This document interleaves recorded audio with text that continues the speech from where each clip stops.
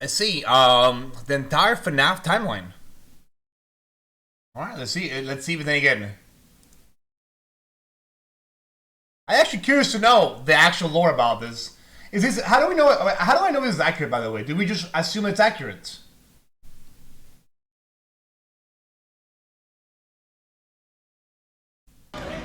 She can sing. All back. All of them. Is Markiplier cheating on it? In one place. Five Nights at Freddy's is a franchise with over a decade's worth of content, spanning countless games, books, and now a movie. There's a reason that no matter whose timeline you watch, they... Hold on. Hey, yo. If you abuse this comment again, I'm adding, I'm adding you for a day. Stop abusing the good night command to spam your Mount Bars one man joke. Enough. Next time is longer. You keep doing that, it's really annoying. All you're doing is clogging the chat. It's not funny. But my bad, guys. I got a little distracted. I had to ban a guy. Get ready for a surprise. She can dance. She can sing. All back. All of them. Together in one place. Five Nights at Freddy's is a franchise with over a decade's worth of content, spanning countless games, books, and now a movie. There's a reason that no matter whose timeline you watch, they all look different. Making a FNAF timeline is not easy. There are so many ways you can interpret this story, and this is mine. So let's start at the beginning. Back in the 70s, a company called Fazbear Entertainment got its start by creating different props and mascot costumes for carnivals, and specifically for something called the Fall Fest. The Fall Fest featured various mascot characters, such as a bird, an elephant, and the most popular of all, Fredbear and Bonnie. These specific mascot costumes were so popular, Fazbear Entertainment opened a dedicated... Fredbear is not Freddy Fazbear, right? Fredbear is not Freddy Fazbear. He's like the original, like the OG version, I guess. But he's not the same one, correct?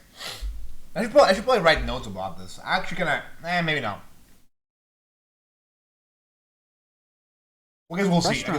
Like an auto model. Fredbear's Family Diner, featuring the same Fredbear and Bonnie mascot costumes from the Fall Fest. What Fazbear Entertainment didn't account for, though, was one of their animatronics from the Fall Fest going rogue, ending in a giant fire, with most of everything from the Fall Fest being destroyed.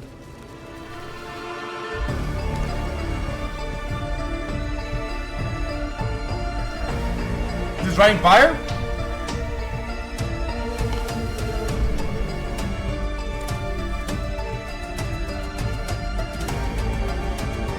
Okay, I'm confused though. One thing. So, the entirety of FNAF. Okay, well, I guess I'm gonna explain this at some point. But why does the mimic matter at all? And didn't the mimic just ruin the lore of FNAF? No. Like, isn't the mimic just like literally like? Wasn't FNAF supposed to be about animatronics that get possessed because of, kids? But what does this matter though? What does the mimic have to do with anything? Mimic was shit lore, it kind of ruined it. That's what I was thinking too.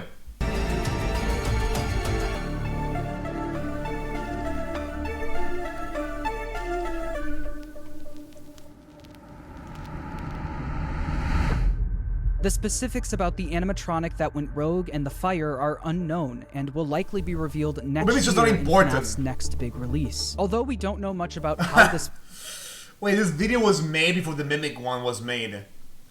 Okay, well, good. Thanks God, because I'm not interested about knowing about the Mimic, to be honest. Fire occurred, we do know that after the fire, Fazbear Entertainment started phasing out of the mascot costume era. They needed something new. The two men who helped found Fazbear Entertainment, William Afton and Henry Emily, stepped up to the plate. No way, William Afton was mostly the businessman of the two, handling all of the money, while Henry was the more creative one, with him being in charge of building most of the animatronics and props for the company. With the Fall Fest era of the company coming to a close, they were only left with Fredbear's Family Diner, the standalone restaurant created for the Fredbear and Bonnie characters. In order to replace the mascot versions of Fredbear and Bonnie, Henry went to work on new versions of the characters, eventually creating the new Fredbear and Spring Bonnie. The same characters, but with new designs and new suits. Henry called them Springlock suits. Is Fredbear...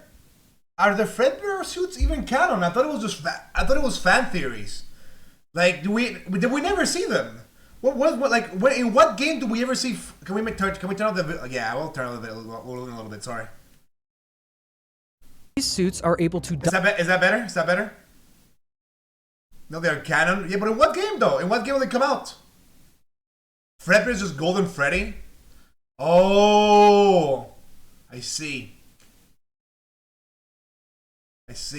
Double as both an animatronic and a suit that the employees could wear. To switch the suit from animatronic mode to suit mode, the employees could use a hand crank to pull back the animatronic parts, leaving room for them to climb inside. The spring locks that were helping to hold back those animatronic parts were very sensitive though, and with even a little bit of moisture, the spring locks could potentially snap shut, crushing and killing whoever was inside. But if that ended up happening, Fazbear Entertainment had some common sense procedures set in place. In the case that the spring locks come loose while you are wearing a suit, please try to maneuver away from populated areas before bleeding out, as to not ruin the customer experience.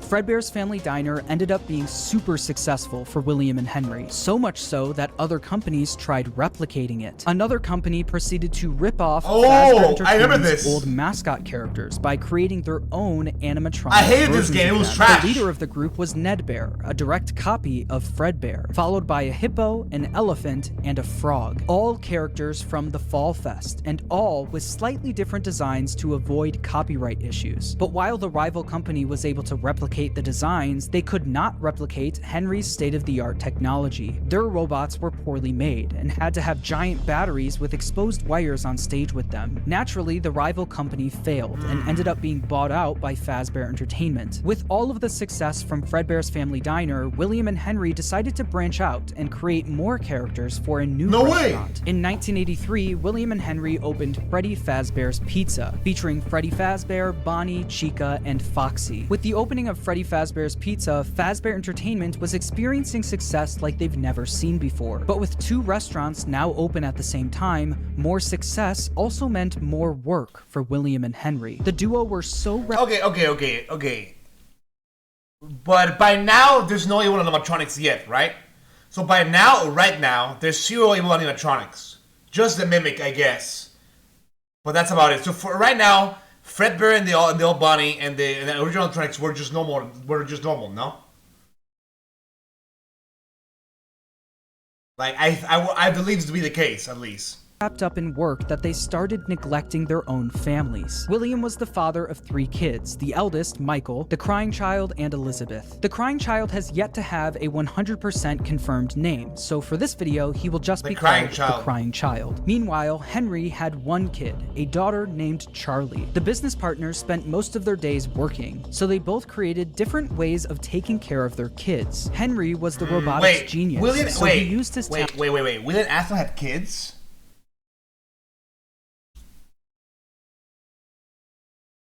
different ways of taking care of their kids. Henry was the robotics genius, so he used his talents to create a new animatronic to watch Charlie for him. It was called the security puppet. This animatronic would sit by the door of Freddy Fazbear's Pizza and make sure that Charlie wasn't able to leave the building. This made it so Charlie could play at the restaurant while Henry worked, without Henry having to worry about her leaving the building or getting kidnapped. The robot was linked directly to a green bracelet that Charlie was wearing. If Charlie, wearing the green bracelet, tried leaving the building, the security puppet would spring into action. William, on the other hand, was the businessman of the company. He cared more about making money. So it was like a spring trap.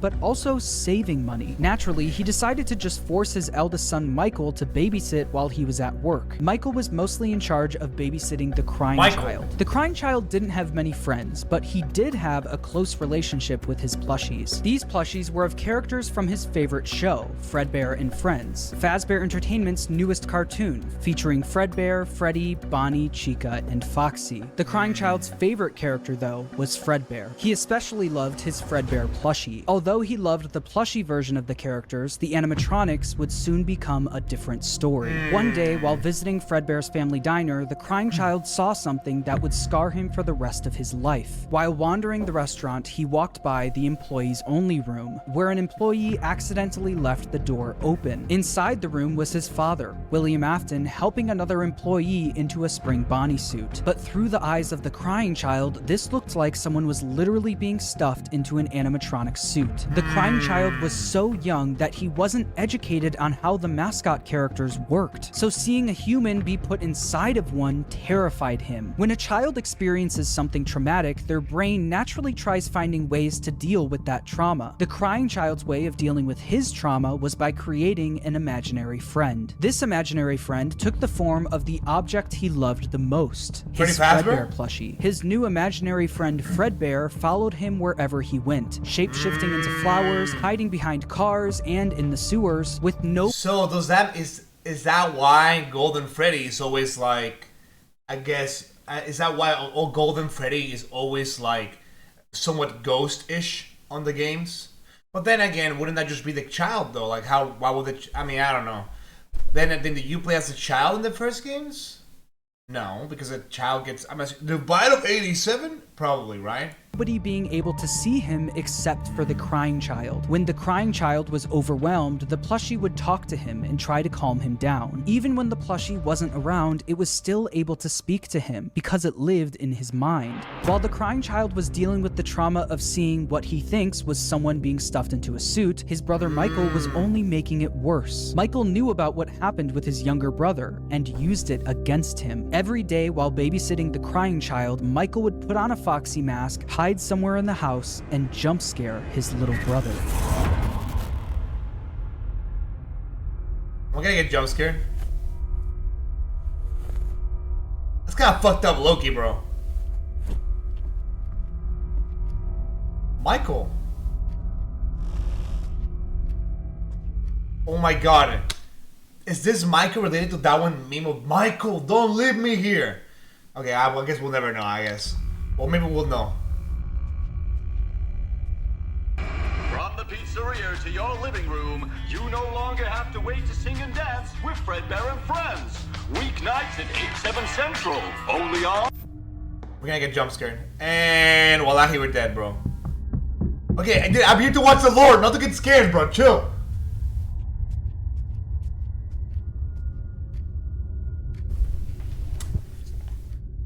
What the fuck?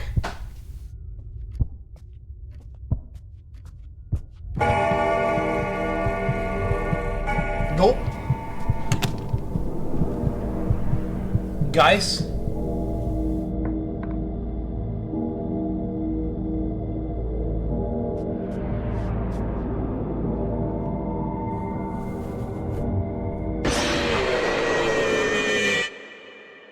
Through all of Michael's Fuck bullying, that shit, bro. the crying child's imaginary friend Fredbear would comfort him and talk him through the situation, saying, "You know he is hiding again. Be careful. Tomorrow is another day." Michael wasn't the only one bullying the crying child, though. The local kids in the This is how you make a neighborhood school heard shooter, about bro. why the crying child was so scared of the pizzeria, even making up fake rumors related to what the crying child thought he saw there. "You'd better watch out. I hear they come to life at night. And if you die, they hide your body and never tell anyone." But all of this bullying would come to a head on one special day, the crying child's birthday. Ironically, his birthday party was being held at Fredbear's family Is that what I dining. think it is? Because he was so terrified of being at the pizzeria, he hid under the table, not knowing that Michael and his friends were nearby, planning a prank that would go terribly wrong.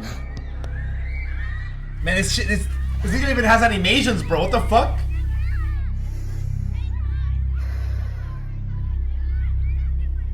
Make sure you grab your pizza. Fredbear and Spring Bonnie will be performing in 5 minutes. No way.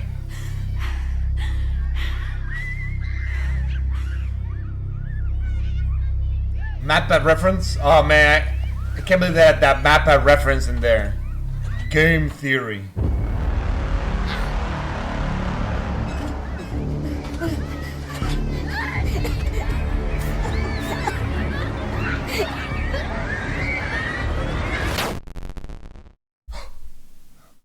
Michael and that his the bite of friends 87? lifted the crying child up to, quote, give Fredbear a big kiss, and Fredbear bit down on him, leaving his body to go limp. Michael and his friends quickly stopped laughing. Because of Michael's immature behavior, his terrified younger brother paid the ultimate price. Although the crying child was badly hurt, he didn't immediately die. Because of the immense brain damage, he slipped into a coma. After being treated at a hospital, the crying child was taken home so he could be comfortable, surrounded by his only friends, his plushie plushies. In the crying child's final moments, Michael decides to apologize for what he's done, saying, "Can you hear me? I don't know if you can hear me. I'm sorry." After Michael speaks, the crying child's imaginary friend Fredbear, created out of the trauma he experienced, continues doing what it's done the whole time. It comforts him, saying, "You're broken. We are still your friends. Do you still believe that? I'm still here. I will put you back together." This would be the final thing the crying child hears before he dies. The crying child's spirit would then live on in the Fredbear suit, the thing that took his life. The crying child's death wasn't just an accident. It was directly caused by Michael's recklessness. This is something that Michael could potentially face jail time for, so it needed to be covered up. Since the crying child was being kept at home, no one else knew that he ended up passing away. So William and Michael ended up burying the crying child's body in the middle of the woods crazy, where no though. one would find him. No tombstone, no flowers, just a pile of dirt, an unmarked grave, and a lifetime's worth of guilt that Michael would have to live with. Shortly after the incident, Fredbear's family diner was Wait a minute. Isn't that his son though? Like, isn't that just William Afton's son? This brother, this guy gave no fucks. He did not give a fuck at all. Like he didn't care. Like, oh, whatever. I mean, dog died, I guess. Michael's also his son, no? So like, shut down, and Fredbear was completely wiped from existence. The Fredbear and Friends TV show turned into Freddy and Friends on tour. The Fredbear and Spring Bonnie Springlock suits also ended up being moved into the back room of Freddy Fazbear's Pizza, mainly being used as spare suits if one of the Freddy's animatronics broke down. The death of William Afton's youngest son was a pivotal moment in this story, specifically William Afton's story. This was the first domino to fall. A father losing his son is a traumatic situation, and while any other father would take time to grieve, be sad, and properly deal with such a big loss, William Afton took a different route. Afton definitely was upset about his son dying, but it wasn't because he felt bad for his son, it was because it was embarrassing to him. William Afton was a narcissist. He had little to no empathy. All he cared about was work and comparing himself to his business partner, Henry. Henry had a wife, a kid, and a talent for robotics that Afton was utterly jealous of. The death of the crying child sent Afton over the edge because while Henry's family was still perfect, his was now broken. Henry and William had different ways of taking care of their kids, and while Afton employing his eldest son failed, Henry's security puppet succeeded. Henry's daughter Charlie lived on. Afton had a hard time dealing with this feeling of now don't tell me he's gonna end up killing his entire fucking family, dude. Like. embarrassment. He started becoming an alcoholic, frequently visiting the local bar called Junior's. One night, though, after drinking a little too much and getting kicked out of the bar, he decided that he was going to settle the score with Henry. Afton, drunk and filled with rage, drove from the bar to Freddy Fazbear's Pizza, where he knew Charlie was being watched over by Henry's security puppet. Afton planned on risking everything to kill Henry's daughter, Charlie. He didn't care if he got caught, and he didn't care if he went to prison. But when Afton got to Freddy's, he noticed my kid died. Oh, I guess I'm gonna go kill some kids. Like, dude, like, fucking A, dog. Like, that Charlie was standing outside by herself. It turned out that some bullies were able to trap the security puppet in its box and lock Charlie outside the building, giving Afton the perfect opportunity to kill Charlie outside of the pizzeria. The security puppet was eventually able to escape its box and went looking for Charlie. As Afton sped away, the puppet noticed that Charlie was outside in the pouring rain. It then did what it was programmed to do and went to protect her. No way. But as the puppet got closer to Charlie's body, the rain started making it short circuit. It was forced to crawl its way over to her until the rain got to be too much, and the puppet shut down right next to Charlie's body. While Charlie and the puppet lay lifeless next to each other, Afton was speeding home, driving right past where he buried his son and the bar he got kicked out of. When Afton got home, he was met with his wife sitting in the living room watching TV, and Michael in his bedroom. Afton was a drunk and abusive father, and fully blamed Michael for what happened to his youngest son. Mrs. Afton tells him to leave Michael alone because he's had a tough day, but Afton doesn't listen. He goes over to Michael's room and pounds on the door, only for the door to be locked. He then makes his way around the house to try and find a way in from the outside. But once he gets to Michael's bedroom window, he notices that it's broken, and Michael was gone. Michael was so upset by what he did to his brother that he would sometimes see visions of Fredbear appear and disappear. Tonight, Fredbear appeared outside his bedroom window, and okay, so is it great? Okay, so is FNAF 3? Is FNAF 3 the one where like he's in the house? Is FNAF 3 Michael's POV, or is it the kid's POV, or is it neither? FNAF 4, FNAF 4, FNAF 3, FNAF 4. Yeah, FNAF 4. So is FNAF 4 the kid's POV or Michael's POV?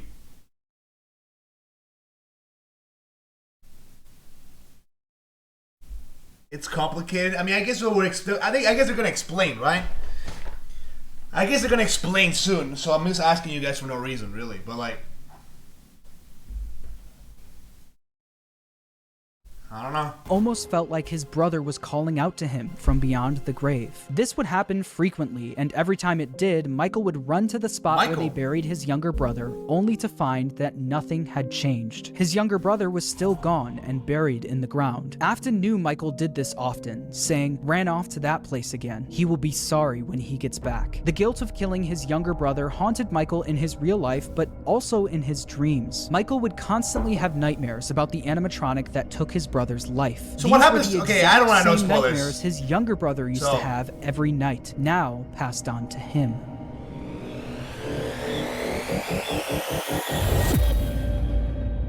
Go.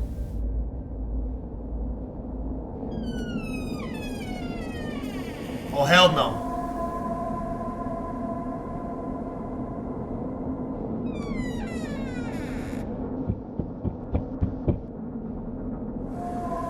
So this is FNAF 4.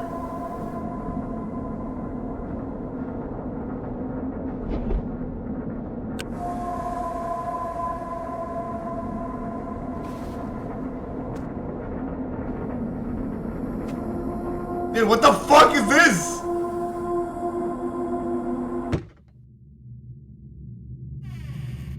Uh-oh. So the first time's usually not that bad. Yeah, me a plushie. Yippee! Oh! Fuck no, fuck no, fuck no, fuck no. After the death of Charlie, Fazbear Entertainment tried their best at covering it up. Fortunately for them and for William, the crime was committed outside, where no one was around to witness it. William was able to get away with everything, while Fazbear Entertainment never spoke of the incident again. The security puppet was quickly moved to the back room of Freddy Fazbear's Pizza. Does that mean? Does this mean that the puppet is possessed by Charlie's soul then? Is this what it means?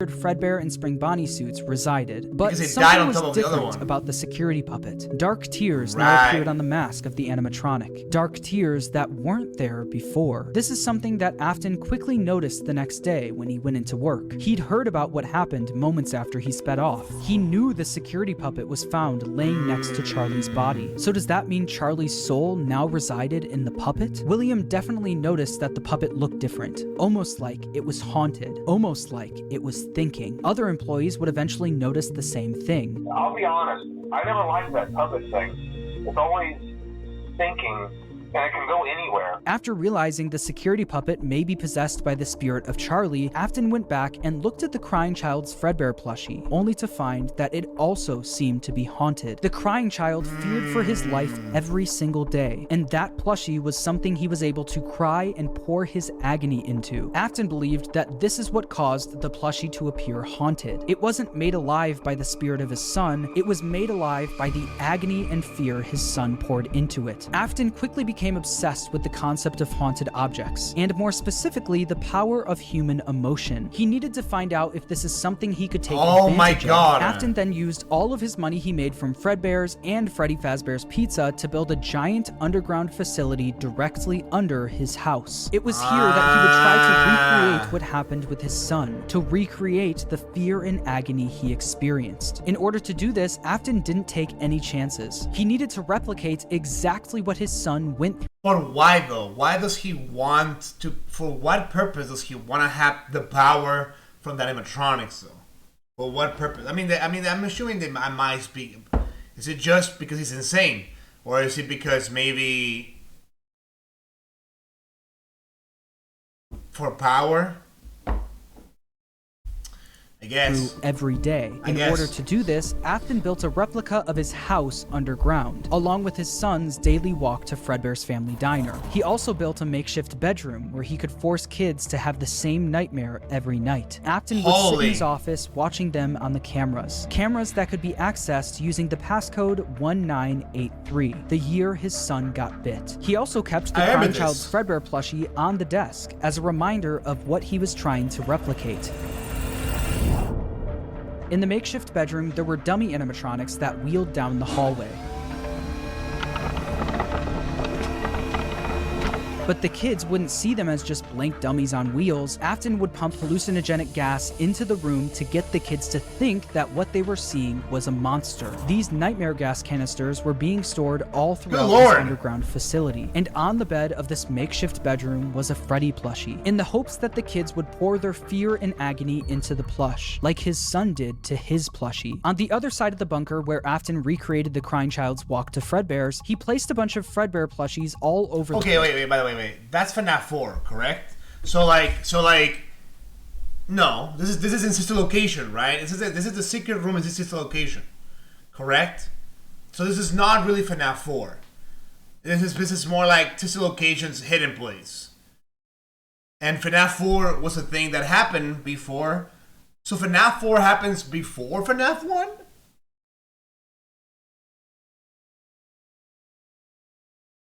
So FNAF 4 happens way early, and FNAF 1 happens later. So we haven't even reached FNAF 1 yet.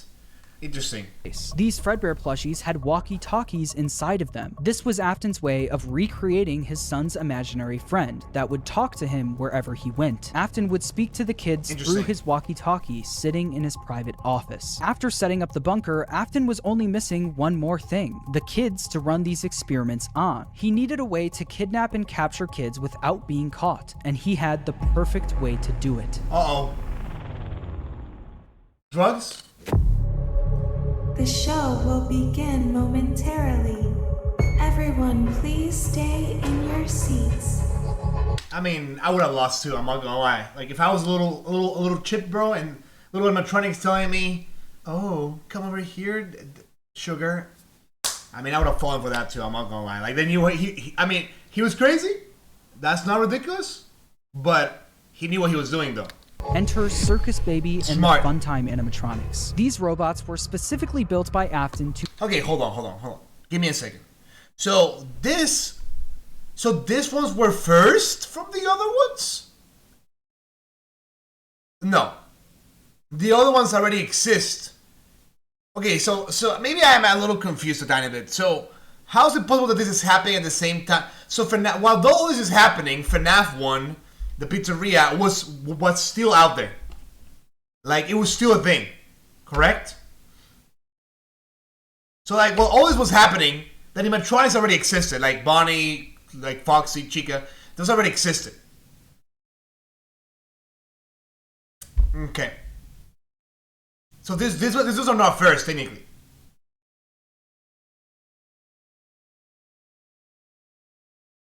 Yeah, so it's like at the same time, right? So what I'm assuming is in this one, I get it. I mean, I have to be, I'm trying to pay attention, you know? Kids, featuring Circus Baby, Funtime Freddy, Funtime Foxy, and Ballora. They feature advanced technology such as parental tracking, voice mimicking / luring, and storage tanks. Circus Baby, the star of the group, was even able to make ice cream as a way to lure kids to her. Crazy. Once the kid got too close, a giant claw would made out of her grab juices them and lock them in the animatronics storage tank. Some of the board members from Fazbear Entertainment were suspicious of these new animatronics. She can dance. She can sing. She's equipped with a built-in helium tank for inflating balloons right at her fingertips.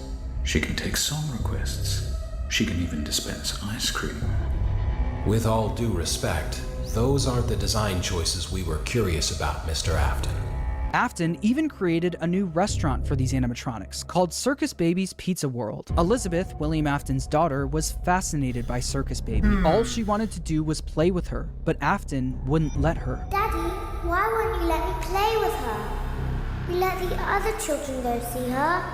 Why won't you let me go? He strictly told her to stay away from the animatronic, but one day, she didn't listen. On the opening day of Circus Baby's Pizza World, another domino would fall in Afton's life, and Elizabeth would soon be the victim of his terrible misdeeds. I can do something special. Did you know that? I can make ice cream, although I only did it once. What a wonderful day, though. I was in a small room with balloons and a few tables. I would always count the children. I'm not sure why. They usually played together in groups of 2 or 3. There were 4, then 3, then 2, then 1. Time to play. Oh my god, bro. I lost, bro. I ain't gonna lie, dude. William Afton's a better man than I am. I'm not gonna lie.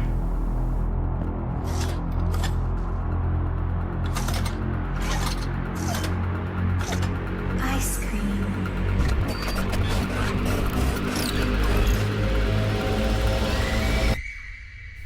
Oh my god, it kidnapped her? Something happened when there was one. I was no longer myself. There was screaming for a moment, but only for a moment. In an instant, Elizabeth was grabbed by Circus Baby and thrown into her stomach hatch. The sheer force of her being grabbed and thrown into the robot's storage tank was enough to kill her almost instantly. This is something that William wasn't able to test. That was until his daughter became the test. William Afton now lost another one of his... Fucking William Afton's just like, oh man, another one of my kids died to the animatronics. Wow, how about that? No, I guess they're all haunted now. Like, this guy cannot catch a break, or this guy's just incredibly retarded.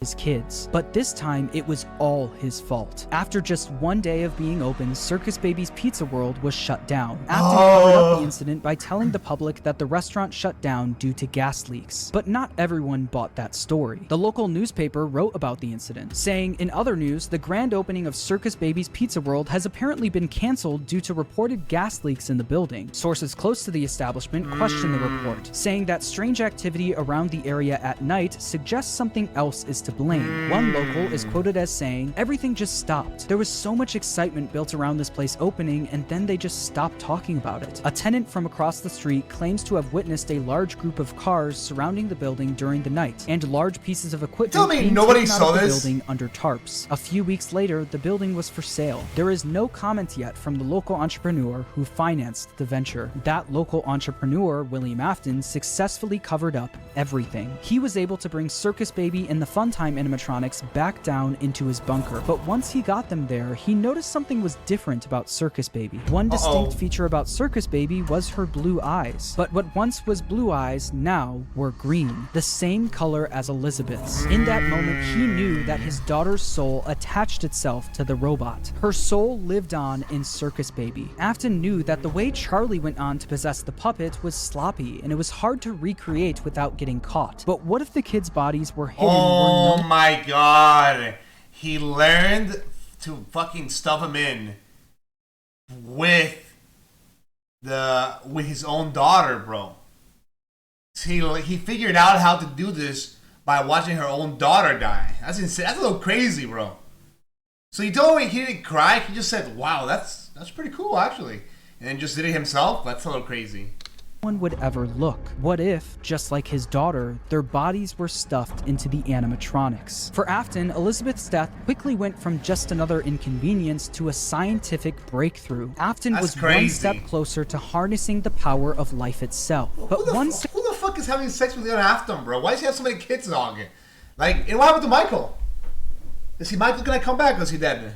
successful experiment wasn't enough. Just like the fear experiments he built in the bunker, he needed to replicate exactly what happened. He needed to recreate the accident, and he knew exactly how he was going to do it. Using the Funtime animatronics again wasn't an option. Circus Baby's Pizza World was shut down, and the public was already getting too suspicious of the animatronics. But he didn't need the Funtime animatronics. He was going to run the experiment himself. On June 26, 1985, William Afton made his way to Freddy Fazbear's Pizza. Oh my God. He would put on the old Spring Bonnie suit from Fredbear's to lure 5 kids into the back room. Took a swim with my new friend. Didn't care, I jumped right. No way, Mega Man?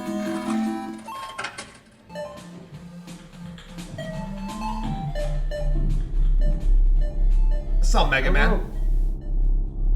Oh, that's Tetris. Oh. Looking for a friend? He said, the water's clear, come swim with me.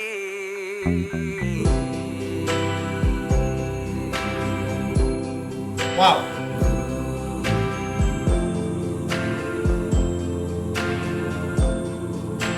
No, Freddy!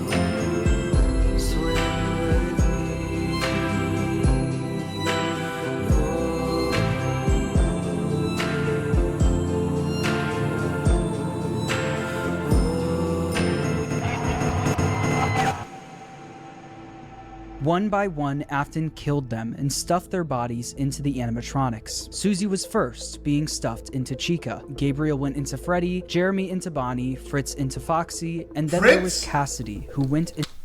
Fritz and Cassidy? They got that Undertow reference followed by an Overwatch reference? That's crazy, bro. They'd really be adding anything nowadays, huh? Into Fredbear, aka Golden Freddy. At this point, Afton had no idea went into Freddy. Hold on. So you tell me Golden Freddy is another guy? I thought Golden Freddy was the other guy, the first kid. Wasn't the first kid Golden Freddy? No? Freddy, Jeremy into Bonnie, Fritz into Foxy, and then there was Cassidy, who went into Fredbear, aka Golden Freddy. At this point, Afton had no idea that the crying child spirit was in Golden Freddy, so he didn't think twice about shoving Cassidy in there. The way Afton killed Cassidy, though, was different from the rest. Freddy, Bonnie, Chica, and Foxy were just regular animatronics. Afton had no choice but to kill them, then stuff them into the suits. But Golden Freddy wasn't just a regular animatronic, it was a Springlock suit, the same Springlock suit that took his youngest son's life. Afton was aware of how dangerous the Springlocks were. Any bit of moisture or too much movement would cause them to snap shut, slowly killing whoever was inside. So that's exactly what he did to Cassidy. He put him into the suit and watched as the Springlocks snapped shut, cementing Cassidy's death as the most brutal of them all. Freddy, Bonnie, Chica, Foxy, and Golden Freddy weren't the only animatronics sitting in the back room of Freddy Fazbear's Pizza, though. They were joined by the security puppet, which contained the soul of Henry's daughter Charlie. Once Afton was gone, Charlie jumped into action, almost acting as a guide for their souls, properly giving them life inside of each animatronic. After the incident, the kids were quickly reported missing by their families, and although the security cameras caught Afton luring the kids away, he wasn't able to fully get in trouble. Since he was wearing the Spring Bonnie suit, they were never able to prove it was actually him. Afton also hid the kids' bodies where no one would ever look, so the bodies were never found. Unbelievably, Afton was able to get away with yet another crime. Because of all the bad press that came from the missing children's incident, people stopped coming to the pizzeria. After months of customers no longer showing up, Fazbear Entertainment officially shut down Freddy Fazbear's Pizza. Shortly after the pizzeria shut down, Afton decided to pull the Funtime animatronics out of retirement and finally get his underground facility fully operational. He knew he couldn't try opening another Circus Baby's restaurant, so he had a new idea. Due to the massive success and even more so the unfortunate closing of Freddy Fazbear's Pizza, it was clear that the stage was set, no pun intended, for another contender in children's entertainment. Unlike most entertainment venues, our robotic entertainers are rented out for private parties during the day. Afton opened Circus Baby's entertainment and rental. This way, he could rent out the Funtime animatronics to local birthday parties, capture kids, and bring them back to his underground bunker to be experimented on. While Afton was running his rental business, Fazbear Entertainment was determined to try opening another pizzeria. In the summer of 1987, Fazbear Entertainment opened the new and improved Freddy Fazbear's Pizza, this time with brand new versions of their original characters. These were called the toy animatronics, and they were once again built by Henry. Henry was aware of what happened in 19... Wait. You tell me this entire time this fucking idiot Henry was just like, oh, I guess people are just randomly disappearing, I guess kids just happen to be dying. Like, you really tell me he didn't suspect a single thing? Is he really that clueless? Is he not paying attention to the story? Like, he just didn't know? Is he stupid? 85, and especially of what happened to his daughter, so he was determined to make sure that never happened again. These new toy animatronics were equipped with facial recognition systems that were linked directly to a criminal database. The security puppet was also brought out of retirement, but instead of working security, it sat quietly in the prize corner. Freddy, Bonnie, Chica, Foxy, Golden Freddy, and Spring Bonnie were also moved to the new pizzeria, and it's revealed that these animatronics were mostly used for spare parts. By now, I'm sure you've noticed the older models sitting in the back room. Those are from the previous location, and we just use them for parts now. The idea at first was to repair them, but they were just so ugly, you know? And the smell. This means that the haunted metal of the original Freddy's animatronics was now being put into the toy animatronics, causing the toys to also now be possessed. After Afton got away with the first set of murders, he needed to see if the kids' spirits were possessing the animatronics. In order to see for himself, Afton went back to work at the new pizzeria as a daytime security guard. While Afton was working the day shift, Jeremy Fitzgerald was working the night shift. Jeremy worked there for 5 nights, and unfortunately for him, because the kids possessing the animatronics were killed by an adult, they were extremely aggressive to any adult they encountered. They interact with the kids just fine, but when they encounter an adult, they just stare. Meanwhile, Afton decided to pull the same trick he did at the old Freddy's location, gaining 5 more victims. Someone used one of the suits. We had a spare in the back, a yellow one. Someone used it. Afton used the Spring Bonnie suit to pull the same stunt again on 5 more kids. But as he was committing the murders, Charlie from inside the puppet was actively trying to save the kids. She tried enlisting the help of the other animatronics, but it was too late. Afton had already finished what he started. Not only that, him seeing the puppet and Freddy walking around the pizzeria trying to stop him was all the proof he needed that his experiments were successful. The kids he put into the original suits were haunting the animatronics. But there was one problem. Afton knew that the haunted metal of the endoskeletons was the key to everything, but the animatronics were trapped at the pizzeria. There was no way... Okay, but why don't we kill 5 more though? Where is he gonna store them? Like, just for fun? Like, he got bored? Like... He could bring them back to his underground bunker. He couldn't get to the animatronics if the pizzeria was still open and active. So he needed to find a way to make sure the pizzeria shuts down and fast. Instead of stuffing the new set of victims into the toy animatronics, he decided to leave the kids out in plain sight, scattered throughout the pizzeria. This was a guaranteed way to get the pizzeria shut down. A few hours after Afton committed the murders, Jeremy Fitzgerald showed up for his night shift, unaware of what happened that day. Hello. What on earth are you doing there? Didn't you get the memo? The place is closed down, at least for a while. Listen, just finish your shift. It's safer than trying to leave in the middle of the night. We have one more event scheduled for tomorrow, a birthday. You'll be on day shift. Wear your uniform. Stay close to the animatronics and make sure they don't hurt anyone, okay? The next day, during Jeremy's day shift, one of the animatronics bit him in the head. This was infamously known as the Bite of 87. Meanwhile, Afton successfully got the pizzeria shut down. The local newspaper wrote about the incident, saying after being open only a few short weeks, Freddy Fazbear's Pizza is closing its... Okay. Hear me out on this. How is he not in jail then? Like, I feel like there's just far too many coincidences going on. Like, you mean to tell me 10, 15 kids have died so far, and nobody expects the guy that literally is the owner of every single one of these? And what about Henry, bro? Like, is Henry fucking retarded? Like, like Henry when he just opens his fucking newspaper. Wow, 5 kids died again? Jesus, we must be super unlucky. Like doors. The new animatronics will be scrapped due to possible malfunctions. However, the original characters are being kept in hopes of a possible reorganization of the company. Since the toy animatronics were now being scrapped, he knew he could get away with taking their endoskeletons. But he also knew that he couldn't risk showing his face at the pizzeria again. So he got his oldest son, Michael, to do the work for him. William was easily able to get Michael to do whatever he wanted. William was abusive and manipulative, while Michael was haunted by the guilt of what he did to his younger brother. Because of this, Michael basically acted as William's puppet. Michael showed up for the night shift at the now closed Freddy Fazbear's Pizza under a code name, Fritz Smith. At the end of his shift, he would successfully steal the toy animatronics. Wait. So the old guy died, but this guy didn't? What?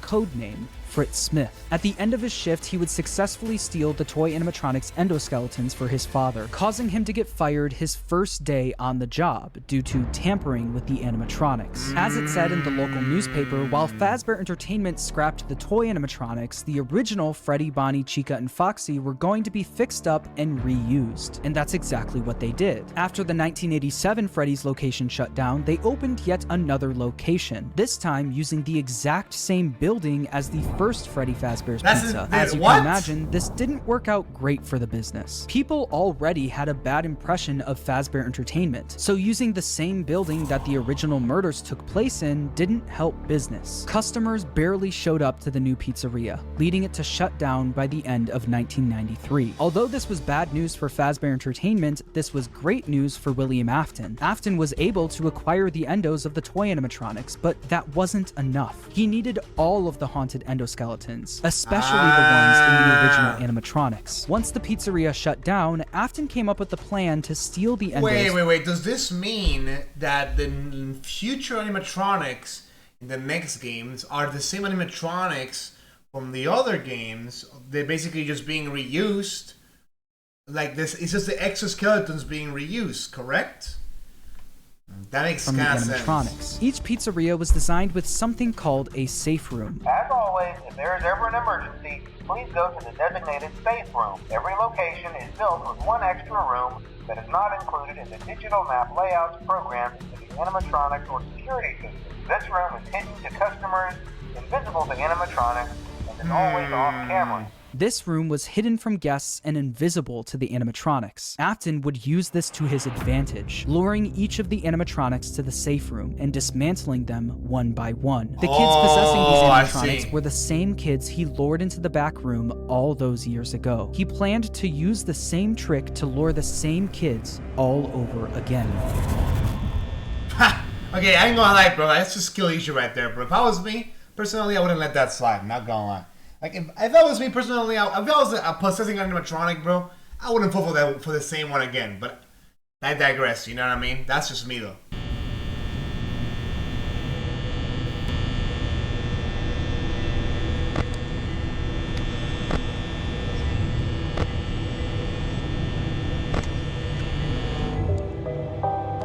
Bonnie?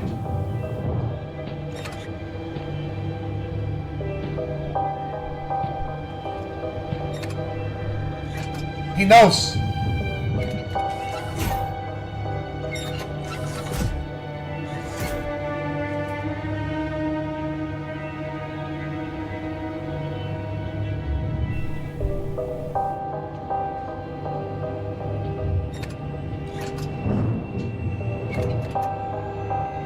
Shadow Freddy? Who the fuck is it? It's Shadow Freddy Springtrap.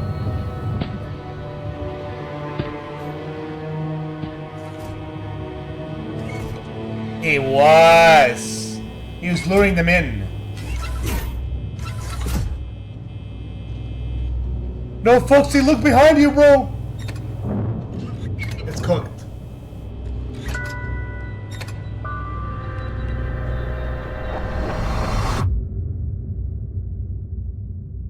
Once he finished dismantling each animatronic and stealing their endoskeleton, he brought them down to his underground bunker, where he would melt them all down into one liquid substance called remnant. Not only did Afton rob these kids of their lives, he would use their souls long after they're gone for his own personal gain.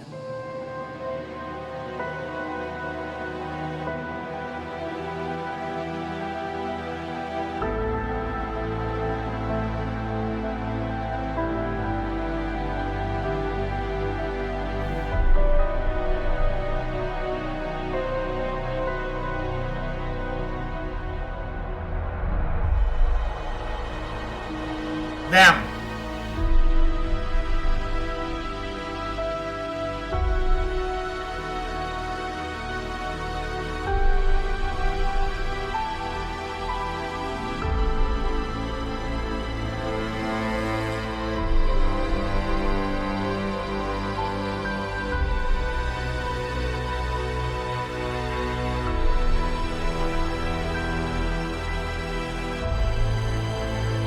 How is he so strong to beat animatronics though?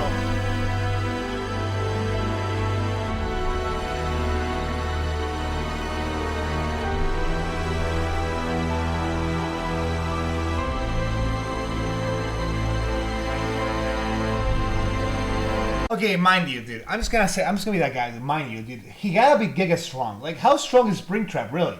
Like, beating animatronics is not an easy feat, dog. Like, how strong is he, bro? Like, God, dude's gonna be borging out. I'm not gonna lie.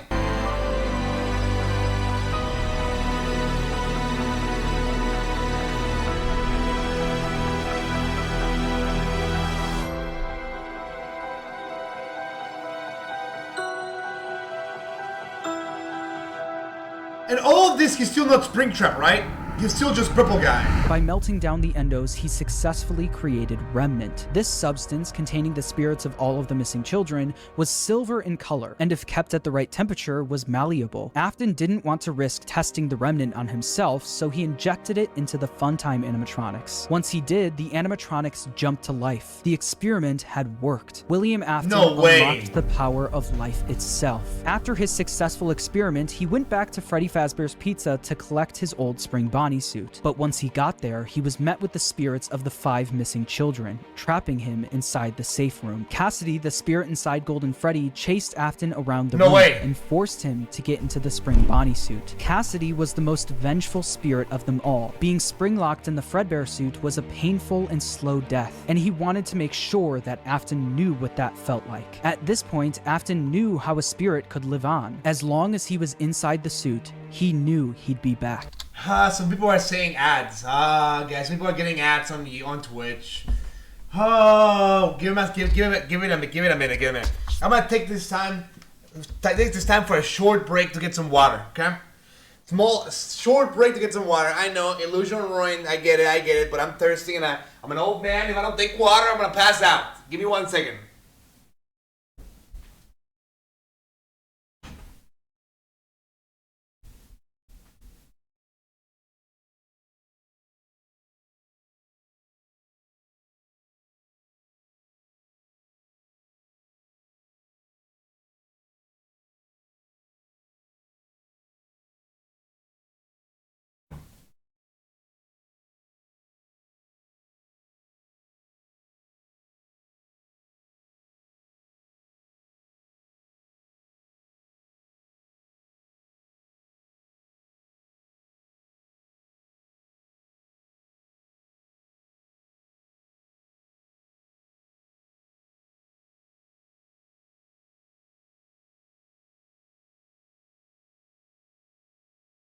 Back. It's been so long.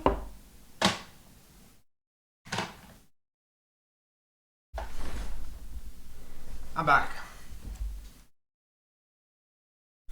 Okay, I'm back. Alright, let's go back and look. Let's go back 10 seconds. And he wanted to make sure that Afton knew what that felt like. At this point, Afton knew how a spirit could live on. As long as he was inside the suit, he knew he'd be back.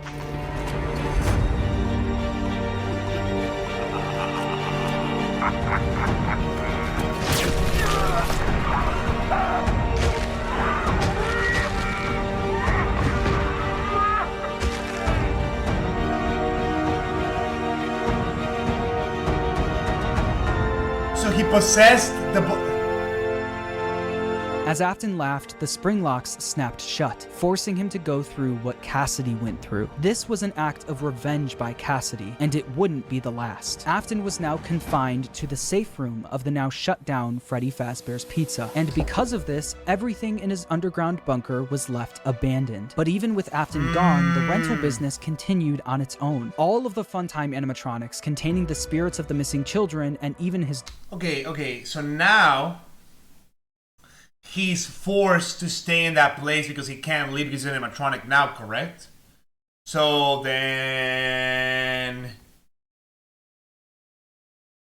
20 more minutes left. What the fuck happens now? Daughter Elizabeth were still being rented out during the day and then brought right back down to the bunker. All the spirits wanted to do was escape, but they were always put back underground. After Afton went missing, his eldest son Michael, who's been blindly helping his father, remembered what his father told him if he ever went missing. If William wasn't there to finish his work, Michael would do it for him. Afton's underground facility was always off limits to Michael, but since he was now gone, Michael had no choice. He took the elevator down to where his father every day. Although Michael was helping out his father by stealing some of the endos from the animatronics back in the day, he never exactly knew what William was doing until he got down into the bunker.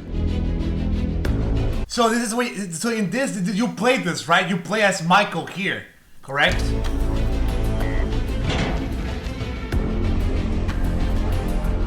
I see.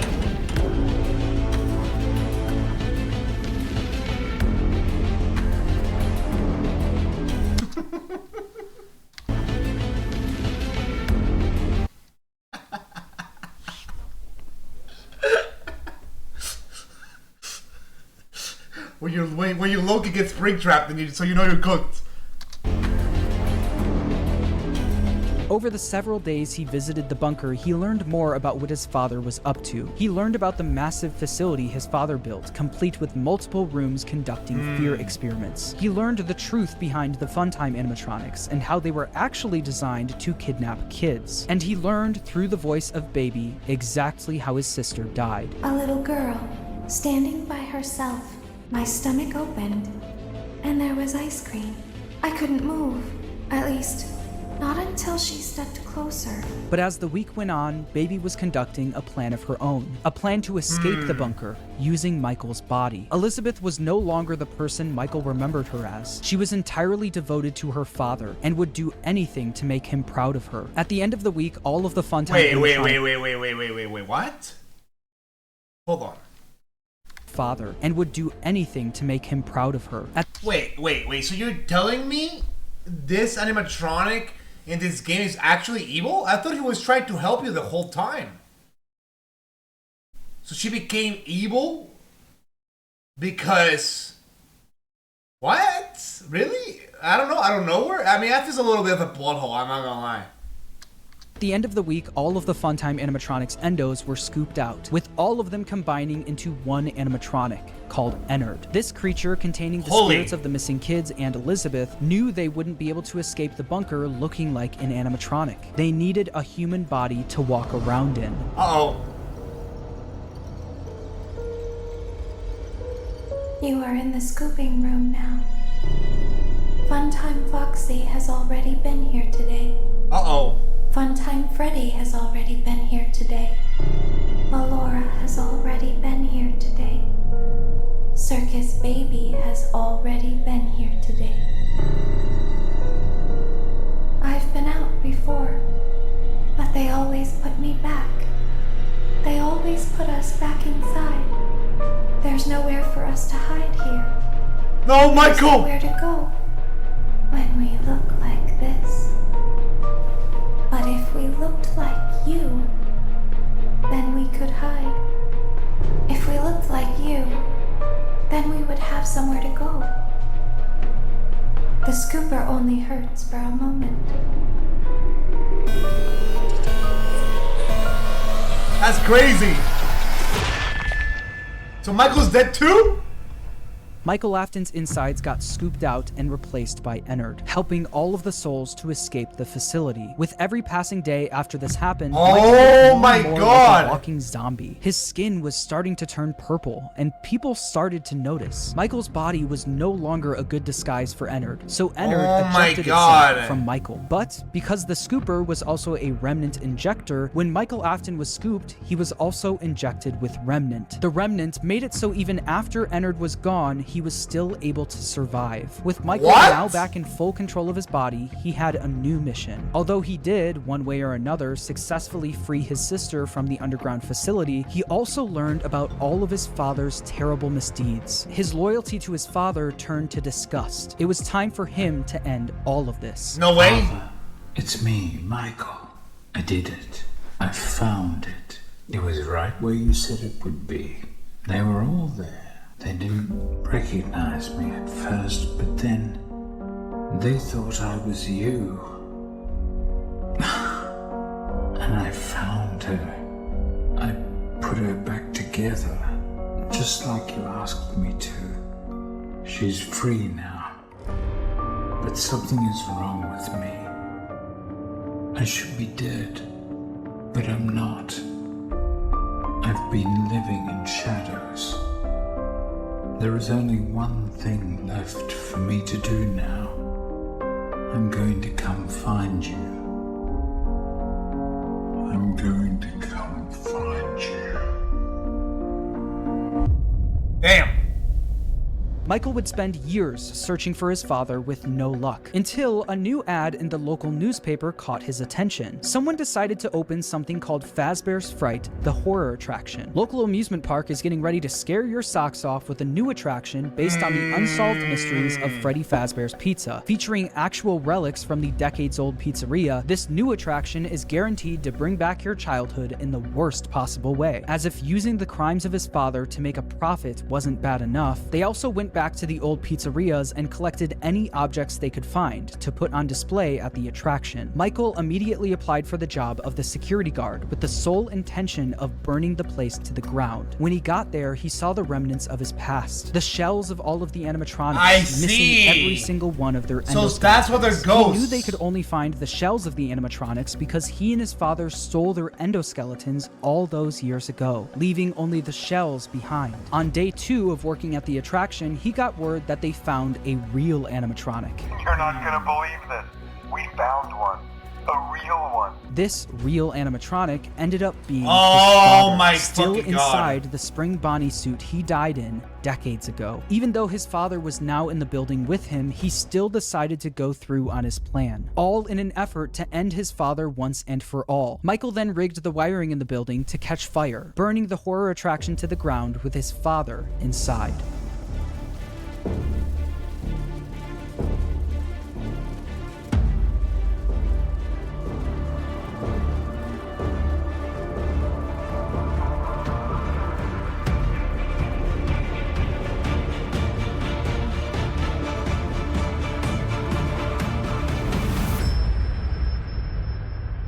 The local newspaper would write about the fire, saying a new local attraction based on an ancient pizzeria chain burned down overnight. Authorities have not ruled out foul play, but at the moment it seems to have been caused by faulty wiring. Although the fire destroyed most of but what about the one that escaped then? We just don't know what happened to it yet. I guess we're about to, but... everything in the building, William, miraculously, was able to survive. William was now free, roaming the outside world along with the souls of innocent children, Elizabeth, and Charlie inside the puppet. Since Michael wasn't able to end everything, someone else needed to step in. That someone was Henry Emily. Afton's old business partner and father of Charlie heard about the fire at Fazbear's Fright, along with the rumors of the various animatronic creatures now roaming the streets. Henry was determined to put an end to all of this. It's only now that I understand the depth of the depravity of this creature, this monster that I unwillingly helped to create. As if what he had already done wasn't enough. He found a new way to desecrate, to humiliate, to destroy. As if the suffering wasn't enough. The loss of innocence, the loss of everything to so many people. Small souls trapped in prisons of my making, now set to new purpose, and used in ways I never thought imaginable. He lured them all back to a familiar place, back with familiar tricks. He brought them all together. Are they still aware? I hope not. It keeps me awake at night. I could make myself sleep, but not yet. Not until I undo what he has done and heal this wound. A wound first inflicted on me, but then one that I let bleed out to cause all of this. He set some kind of trap. I don't know what it was, but he led them there again. He overpowered them again. And he robbed them of the only thing that they had again. I don't know how those tiny breaths of life came to inhabit those machines, but they will never find rest now. Not like this. I have to call them all back, all of them, together in one place. By gathering all of the animatronics in one place and locking them in the same room, he would be able to burn them all to the ground for good, effectively freeing their spirits in the process. In order to do this, Henry created a new restaurant called Freddy Fazbear's Pizza Place. Oh my god, it's the other one! William couldn't resist coming back to a new location, even if it was all just a trap. Charlie was different though. She was smarter than the rest, so Henry knew she wouldn't be as easily fooled. So he created an animatronic called Lefty, standing for Lure, Encapsulate, Fuse, Transport, and Extract, specifically to capture the puppet and bring it to the pizzeria. While trying to find someone that would help him carry out his plan, one person showed up for the job. No way! A person who was also determined to finally end all of this, Michael Afton. Day after day, the animatronics roaming the streets would show up in the alleyway next to the pizzeria. Baby, aka Elizabeth, the souls of the missing children and the crying child, now appearing as Molten Freddy, Charlie and Lefty, and his father, William, all showed up in the back alley. Michael would then collect each animatronic and throw them into a facility under the pizzeria, designed to be a maze with no exit, where the animatronics would roam around without even knowing I remember until this. the end of the week, where they would all be burned to the ground. With all of the souls, including William himself, now in one place, Henry's plan was in motion. As far as Elizabeth and William were concerned, this was a good thing. All of this remnant now in one place was all that they wanted, until Henry stepped in. You played right into our hands. Did you really think that this job just fell out of the sky for you? No. This was a gift for us. You gathered them all together in one place, just like he asked you to. All of those little souls in one place, just for us. A gift. Now we can do what we were created to do and be complete. I will make you proud, Daddy. Watch, listen, and be full. Connection terminated. Oh? I'm sorry to interrupt you, Elizabeth, if you still even remember that name, but I'm afraid you've been misinformed. You are not here to receive a gift, nor have you been called here by the individual you assume, although you have indeed been called. Damn! You have all been called here, into a labyrinth of sounds and smells, misdirection, and misfortune. A labyrinth with no exit, a maze with no prize.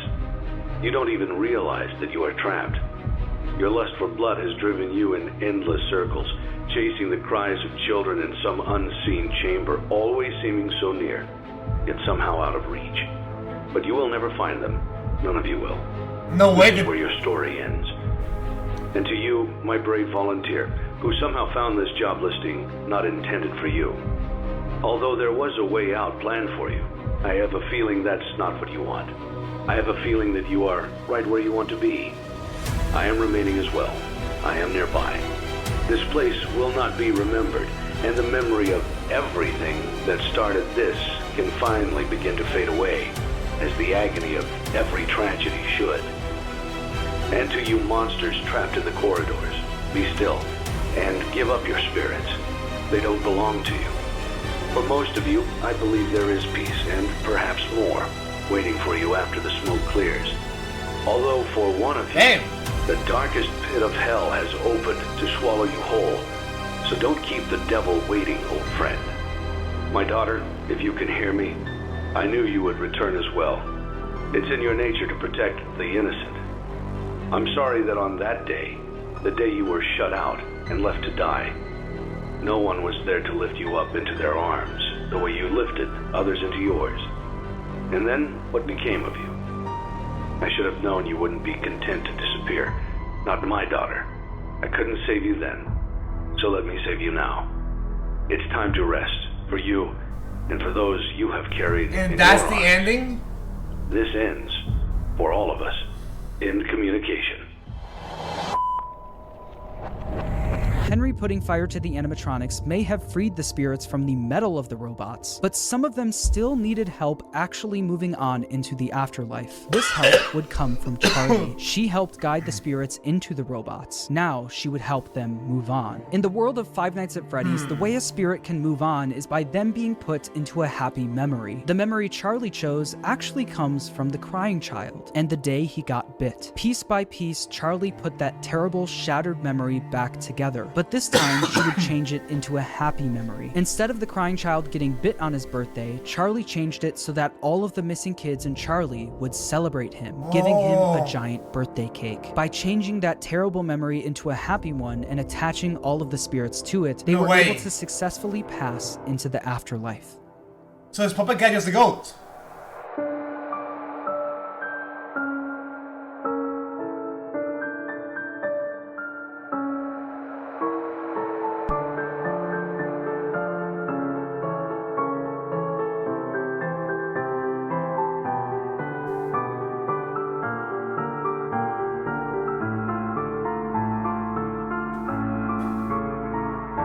Like I said, they were all able to move on. Except for one. Oh my god. Who could this be?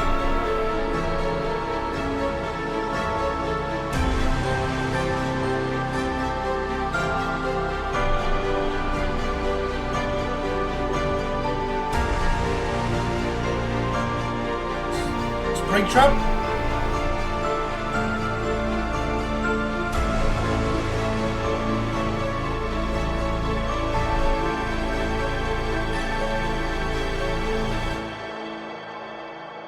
Cassidy, the most vengeful spirit of them all, wasn't done yet. He decided to attach his soul to Williams, making sure that William was unable to move on. By attaching his spirit to Williams, he was able to trap Afton in an endless loop of death. He made Afton relive every one of his terrible misdeeds. The fear experiments, his underground bunker, and the pizzeria where Cassidy was killed. Afton experienced all of this while being attacked and killed over and over again by all of the animatronics from his past. Every time an animatronic would attack him, Cassidy would be there, reminding him that the suffering will never end. We've only just begun. I will never let you leave. I will never let you rest. He tried to release you. He tried to release us, but I'm not gonna let that happen. I will hold you here. I will keep you here, no matter how many times they burn us. Cassidy knew that Afton didn't deserve the afterlife. He deserved to pay for what he's done for all. He just stored through his ass? Holy fuck, bro. But if you keep up with the franchise, you know that that's not the end of the story. Like I said at the beginning of the video, making a FNAF timeline is not easy, no matter what anyone says. In broad strokes, you can explain the basic plot, but once you get down to the motivations and the why of everything, you have to start filling in the blanks yourself. Some people who've helped me fill in the blanks that I'd like to shout out are Right Host for his theory about Cassidy being spring-locked in Golden Freddy. I think that makes a lot of sense and is really satisfying for the narrative. Also, I'd like to shout out MattPat for his theory about Midnight. See, here's the thing. I'm almost certain that the entirety of the FNAF timeline is okay, I'm gonna be fully honest. Well, this video is a banger, and I'll finish in a second. It's a banger video. I am almost 99% sure that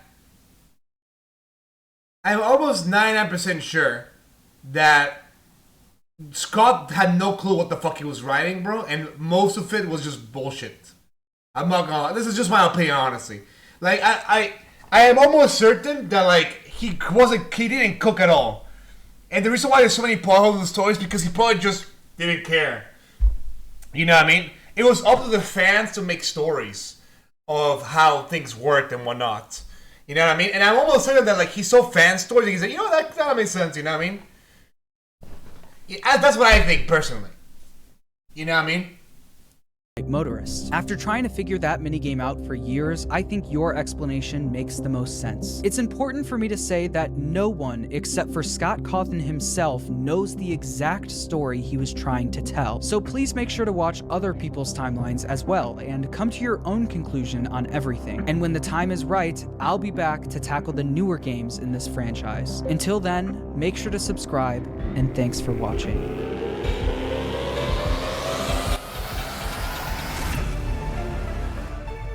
Well, that was pretty fucking cool. That was actually very cool. I like this a lot, actually. You know, I thought it was gonna be slop, I'm not gonna lie, but that was actually really interesting. And also, didn't Fnaf, the original Fnaf, no, wasn't the Secret of the Mimic kind of just shits on everything? And it makes no sense.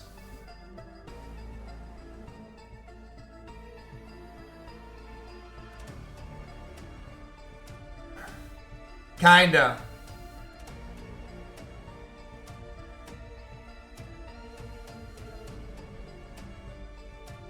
I don't know, I feel like the lore kind of fell off a little too hard, I'm not gonna lie.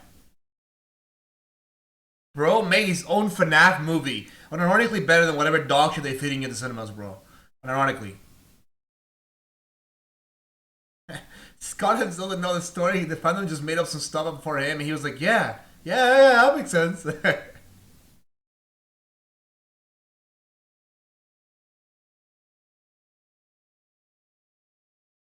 That's sick, though. I'm assuming there's no part 2 to this, right? I'm assuming there's no part 2.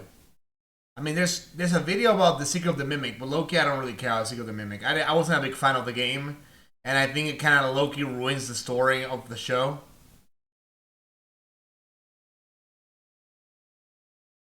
I can't believe there's FNAF YouTubers that actually do a lot of FNAF videos. I mean, I played it, though. The Secret of the Mimic was the most boring FNAF game I ever played. I wish they could just go back to little, like, staying indoors and having to lock in animatronics, but, I mean, what do I know, you know? I mean, multi-million company decides to slop. I don't know. This FNAF shit is insane, though. I mean, that was actually cool, though. I'm not gonna lie, that was a good video. I'm gonna give this a solid 10 out of 10. I like this. Very entertaining video. How accurate is it to the story? We don't know, I guess, but...